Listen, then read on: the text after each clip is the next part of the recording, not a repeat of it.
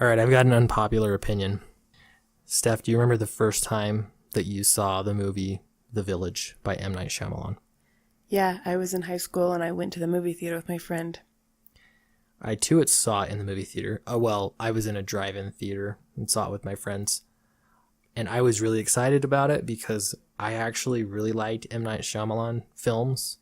And every time a new one came out, I would get more excited. I don't remember knowing very much about the movie ahead of time, but I just remember people saying it was supposed to be scary.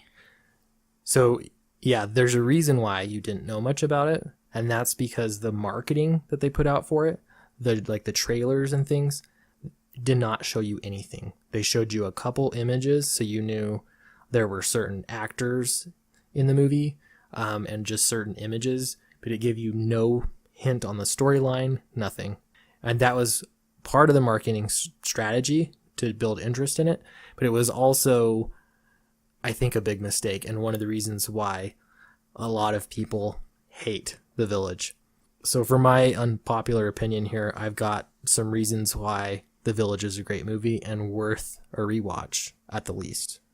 I remember enjoying it and thinking it was very interesting after I had seen it. It made me think. It necessarily wasn't scary. It just made me think. Yeah.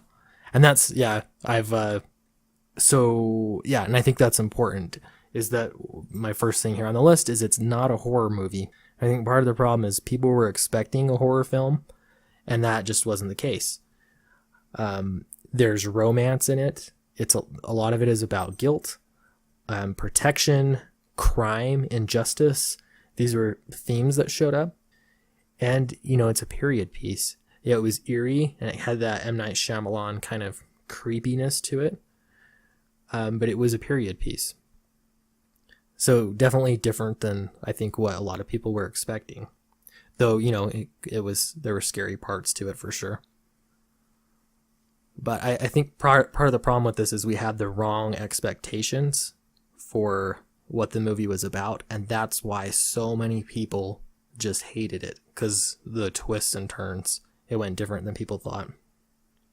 Here's another reason why we both enjoy it. It was very original. M. Night Shyamalan took risks in making that film. Yeah, that's part of the problem. I think a lot of complaints you'll have today about films is they're not very original. People stick to, how many rehashed films do they need to remake just to get money? It does get old. And so it's nice to see a totally original film and a director, screenwriter willing to take risks to give us something we haven't seen before. And so I think even whether you like it or not, you have to admit there were some risks taken, and it is definitely an original movie. The next point is it had an effect on you. So I'm guessing, I know the first time I saw it, I was really stoked about the creature in the red cloak. I thought, oh, this is a great monster, for the movie. When the moment the main character, and I can't even remember her name, but she was taken to the shed by her father, and he showed her, spoiler alert, showed her the costume. So the creatures aren't real, they were just costumes. Once he showed her that, I was really disappointed because I wanted there to be that creature, And maybe that's why a lot of people didn't like it, because they wanted the creature to be real and it was just a costume.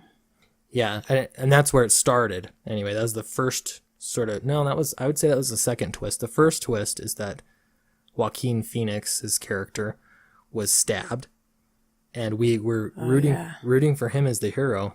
I honestly wasn't expecting that to happen. Yeah. And so it takes him out of the hero role, and then we have his fiance step into the hero role. I know her name's Bryce. Cannot think of her. Bryce Howard. She's Ron Howard's daughter. Oh, wow. How funny. Yeah. So, yeah, Bryce Howard is now, it falls upon her shoulders. She is the main protagonist. She's the hero of the story. She finds out. And she's blind. She is blind, yes. Yeah, she finds out that it's not the monsters aren't real. That was another twist. So it was kind of a bummer. Well, they're not real. Like, what's this movie about then? What's the point? Yeah. So when you do look at it, it does give you a new perspective, though. Accepting these changes, you're able to get a new perspective through the twists and the turns. You can look beyond it and really understand what the story's about, which I liked about it. So another reason, speaking about Bryce Howard, she is a strong female lead in this film, and she actually acts like a female. Yeah, there's so much, you hear about all the time people complaining, especially feminists complaining about there's not enough strong female lead characters.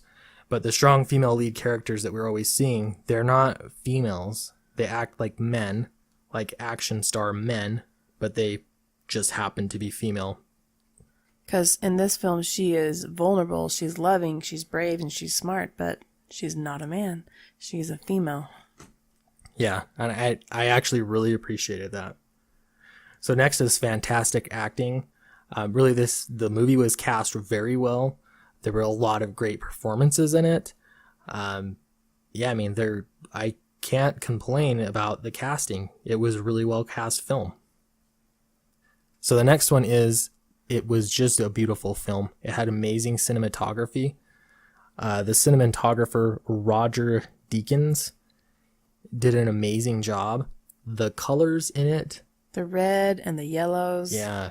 It became part of the story. But they were kind of like a muted yellow. Yeah. Almost. It was just beautiful cinematography. And yeah, Steph, you'd probably know more as a photographer. And I like that I just thought it was very interesting the whole entire time there was cloud cover. There was never actual sun. Yeah. And I thought that was interesting, but it creates that mood, like you were saying. It gives it that eerie undertone. And after watching it also sets a little bit of that isolation, right? They're stuck, again, spoiler alert, they're in the middle of an animal wildlife preserve, and they're even hidden from the sky, They're just so isolated. And so the imagery just was really, really good at emphasizing how isolated they were, which also makes it scary. Great, thrillers and horror movies are made in isolation, which is, gives you that feeling. Next, it's a thoughtful movie. M. Night Shyamalan puts a lot of love into his movies, and it shows. Yeah, I mean, down to the color choices. I don't know if you've ever watched any of the making of The Sixth Sense or the making of Unbreakable.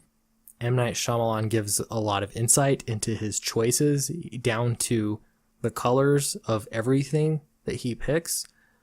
And I don't think you get that kind of care and consideration for the details unless a director and a film crew really care about the film. And that's what I like about, honestly, all his movies. I don't love all his movies, but this was one of them I don't think got the credit it deserved. I really, really enjoyed the movie. I think I just mostly liked the perspective of it. Just, it makes you think about, wow, is this an appropriate thing for them to do? Is it worth being isolated? And I just really liked it. Yeah. So give us some thumbs down if you think our opinion is just too unpopular. I would be interested to know, though, what movie do you like that everybody else thinks you're crazy for liking? They've got to be out there. I mean, every movie, someone must like it. So let us know in the comments below, and we will see you soon.